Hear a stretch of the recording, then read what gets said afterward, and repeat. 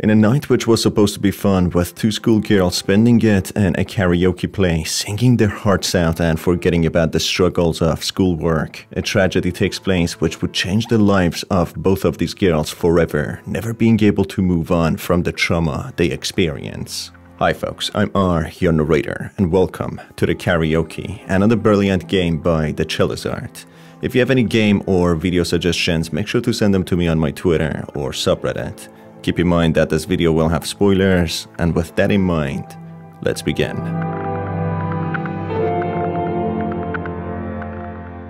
The night starts with the protagonist being in her high school's gym, practicing some free throws with her friend Moeka. After a short period of some unsuccessful throws, the team's coach enters the gym, interrupting the girls' session as it's past closing time. Moeka stays behind to clean up as she was the one who invited the protagonist for the free throws. After the protagonist changes and gets ready to leave, Moeka tells her that she forgot her bike key and needs to go back to school to collect them. This leaves the protagonist all alone, heading outside to get to the karaoke place they plan to go tonight, with Moeka calling her sometime later saying that she got stopped by the coach, having no other choice but to meet up with the protagonist sometime later. As the protagonist reaches the local karaoke place, which seems to run 24 hours a day, she gets a concerning call from Moeka, who in a distressed tone addresses someone with fear, demanding them to stay back before the line drops, leaving the protagonist extremely worried. Despite the strange nature of the phone call, the protagonist still decides to carry on with the planned activity and go into the karaoke room and sing. Booking a room and going in, having a great time completely on her own, seemingly dismissing the concerning phone call that she got from Moeka not long ago. That's when she encounters a strange man with his face shrouded in darkness who stares at the protagonist without uttering as much of a word, even at some point breaking in uninvited into the protagonist's private karaoke room, leaving quickly in a rush before the protagonist can even ask what he's doing there. Starting to feel a little worried, the protagonist calls the receptionist to ask where the food is, which she ordered earlier, failing to get any response on the other side of the line. Curious to what is going on, the protagonist leaves the karaoke room and goes to check on the receptionist, not finding her at her desk. This forces her to go to the staff room, noticing the receptionist being occupied by her phone, in a nasty way telling the protagonist off for entering the staff room. As the protagonist informs her that her food order didn't arrive, the receptionist tells her that it should be on her table. As the protagonist goes back to her room, she notices the same mysterious guy with a face shrouded in darkness run, acting very strange when eventually she notices a plate of fries on her table being the wrong order. As she already had a bad encounter with the receptionist, she doesn't bother to have a chat with her again, starting to eat the fries, which were the wrong order. As she does so, she feels a carefully folded note inside one of the fries, reading how it's an email address which she believes to belong to the strange mysterious guy who presumably has been stalking and observing her. This makes sense for the order to be wrong, as it appears the guy must have brought it to stash his personal email address for the protagonist to contact him.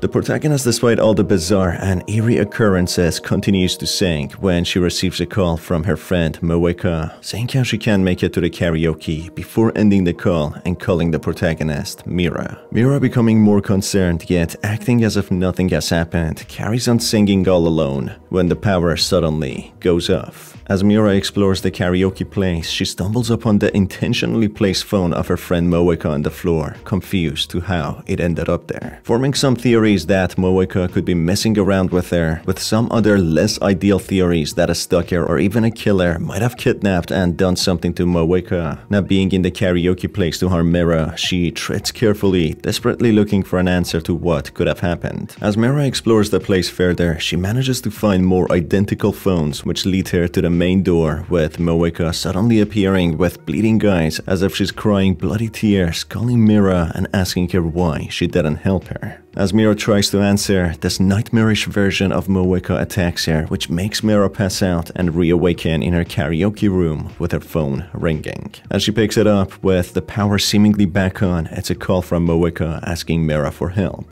She continues that the coach of the high school attacked her, intending to come to the karaoke now and also harm Mira. As she knows about what happened, posing as a danger to the coach being found out, acting as a witness. Mira this time around actually reacting to the the intense and concerning situation. She goes to the staff room to report it to the employees but notices that no one is there, despite it being a 24-hour karaoke place. She decides to check the CCTV monitors, noticing how the coach has arrived at the karaoke place intending to find Mira. Mira decides to hide from the crazed coach, trapped in there with them, with the coach seemingly having harmed the employees already, hence why they're nowhere to be seen.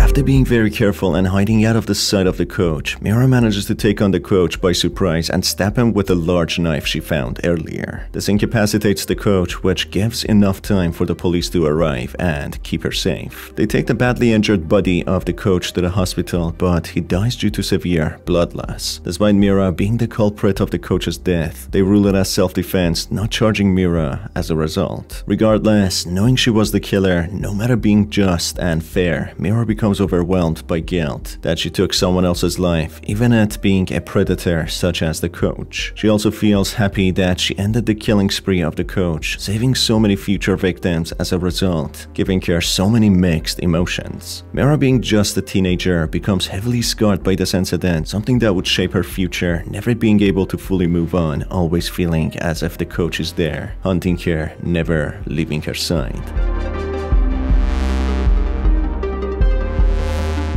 This also means that the shady-looking guy never really posed any serious danger, who was seemingly someone with no sense of personal space and respect to other people's privacy. He seemed to have liked Mira and somehow switched his own order, stashing his email address in a fry in order to get Mira's attention to contact him. It's unclear how Mira passed out and how she had the grim visions of Moeka, but this could be explained just as fillers for the story to make it more intense, or it could mean the shady guy spiked the fries. The latter possibility is more tragic, as it's not clear what happens to Mira's unconscious body when she's out cold.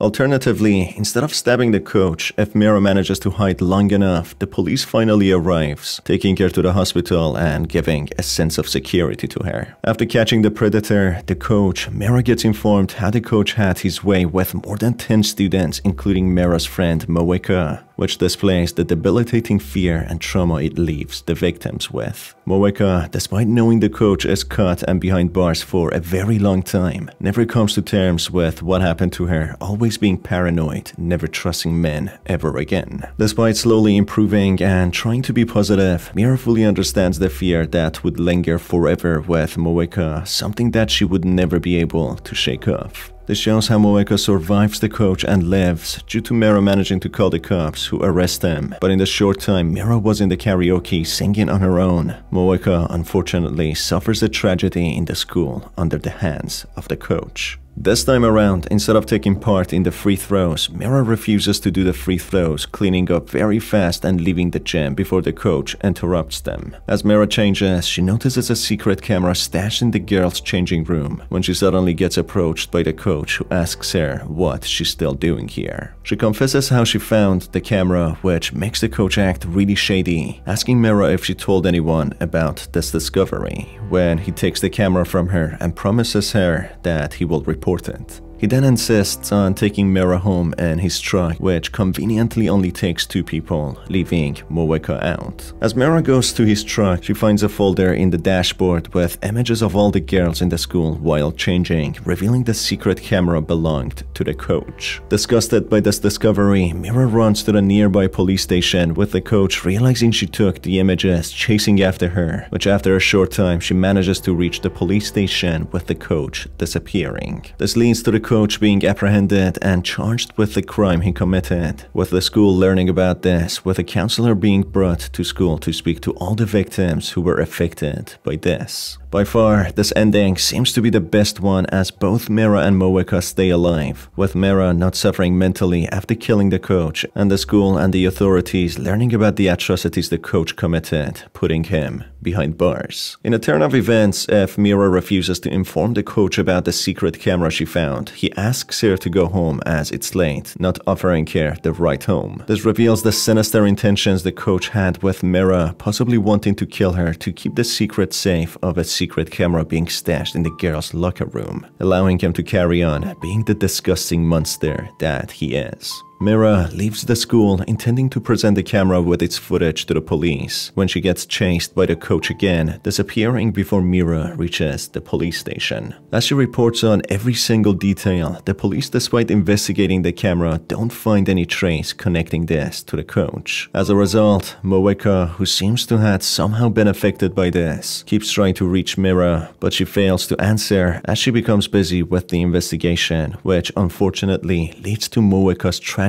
death with no understanding of what truly happened to her. Of course, experiencing the other endings, we learn that the coach is the culprit to have a hand in Moeka's manipulation, which led to her death, still being able to roam freely and commit whatever sinister crime he wants to. In another horrible ending, if Mira decides to get in the coach's truck and wait for him without investigating the dashboard, the coach, instead of taking her home, takes her to a different place and performs unspeakable acts. This leaves a huge toll on Mira's mental health, who terrifies her of men, being scared to ever date one, hoping one day she would be understood and comforted. This unfortunately leaves a really big impact on Mira, which scares her of the coach never being able to speak of what happened, letting a monster like the coach still roam free with no consequences. This would mean more victims would have to suffer this tragedy, with the possibility of the coach never getting caught.